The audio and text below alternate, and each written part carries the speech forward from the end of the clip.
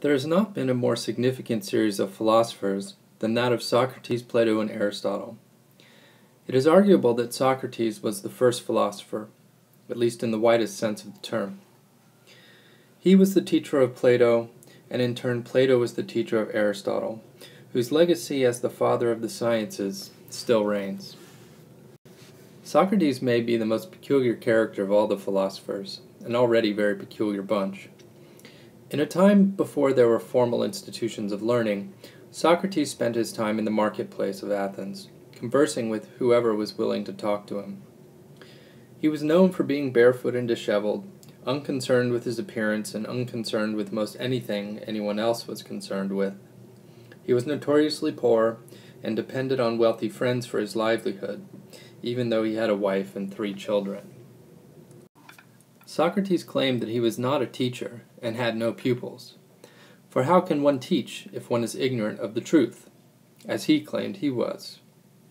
Yet he did have followers, but not in the sense of disciples.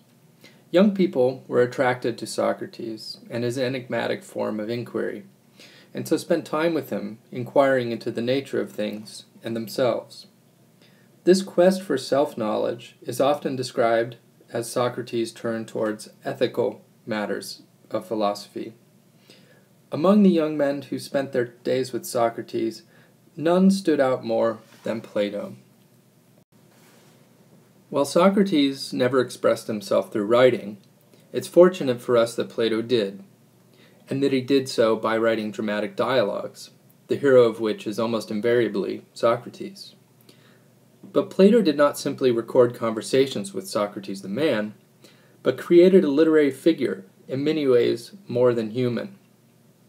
In the scope of the whole of Plato's work, he presents us with a man who shows us what it means to live a life as a philosopher, and also what it means to understand philosophy as a way of life. No event was more significant in Plato's life, indeed more significant in the entire history of philosophy, than Socrates' death, to which he was condemned by an Athenian jury. Perhaps for the sake of protecting future philosophers from future threats, Plato founded the Academy, the first real institution for advanced learning. Here one could learn, if one could afford it, mathematics, astronomy, music, literature, and the basic disciplines which would later become known as the liberal arts. Aristotle was one such student, in fact, a most extraordinary one. During his course of study at the Academy, he would master all the great secrets of his mentor Plato, and go on to advance his work further than anyone could have imagined. Aristotle initiated a reorientation of philosophy from the Socratic turn towards exclusively ethical concerns back to an investigation of nature. It is hard to describe the volume and breadth of his scientific work, but imagine that a single individual wrote the entirety of the Encyclopedia Britannica, and you'll get the idea. But Aristotle did not simply reverse the Socratic turn away from nature and towards ethics. For Aristotle, everything was fair game, and he sought to offer comprehensive accounts of all subjects that could be studied. This included ethics, politics, logic, physics, rhetoric, and especially biology. While one would have expected that Aristotle would have inherited the Academy from his teacher, he did not. But after some time away from Athens, he did return to establish another great institution of learning called the Lyceum.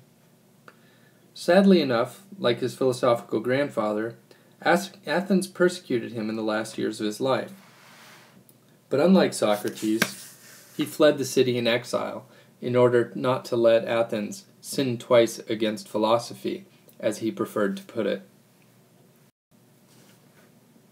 It is important to note right off the bat that Plato's writings are dramas, much like the works of Sophocles. And while it is true that most dialogues would make for extremely tedious stage plays, there is always a setting, cast of characters, and a plot. There is a strong inclination to isolate and decontextualize the arguments we find in the dialogues, so it is important to recognize that the argument is in the action. That is, what happens in the dialogue always complements what is said in the dialogue. As I mentioned before, the dialogues are not historical records, or if they are, there's no definitive means of establishing it. It is especially tempting to take Plato's account of the trial in the Apology of Socrates as a historically accurate account. But we need only consider that Xenophon and many others give significantly different accounts of the same events, and we really would have no way to say which is the more accurate. And moreover, the more you read Plato, and the more closely, you will find the level of subtlety far beyond what could be possible in an unscripted conversation. And in the same vein, the dialogues are quite contrived, and there are just too many conspicuous and intentional details to be the result of the accidents of spontaneous speech.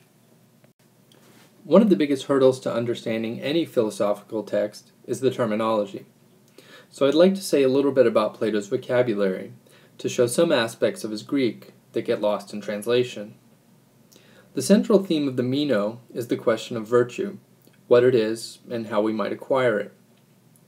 The Greek word for virtue has a much wider range of meanings than in our language. Arete means simply excellence, or proficiency in something. For example, the virtue of a pair of scissors is that they cut well. The virtue of a carpenter is that he is a master builder. Anything that has a function or ability has a virtue or excellence proper to it. Our word virtuoso in English carries the meaning of virtue in this sense. A virtuoso violinist excels at playing the violin.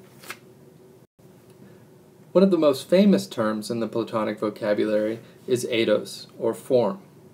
The form of something is its shape or pattern, the essence of what it is. One can imagine a blueprint as a kind of form, or a formal representation of a house or building. In the Meno, Socrates asks us to consider what the form of a bee is, what all bees have in common, to get an idea of what he wants to know about virtue. What he is looking for in examples is some one form common to them all. When Socrates and Meno get stuck trying to follow through on an argument, they are at an impasse, or in a state of aporia. When Meno gives up trying to answer Socrates' question about the meaning of virtue, he accuses Socrates of rendering him numb, as if stung by a stingray. Being at a loss about something one thinks one knows, or thought one knew, can be disorienting. And an important part of Socratic method is knowing how to deal with this confusion. Meno is not very good at it.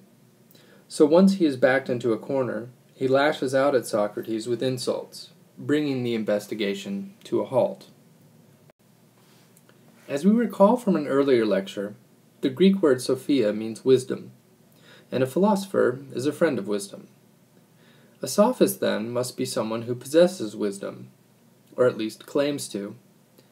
The word sophist is often used as a derogatory term, as we can clearly see from Anytus' reaction to it late in the dialogue.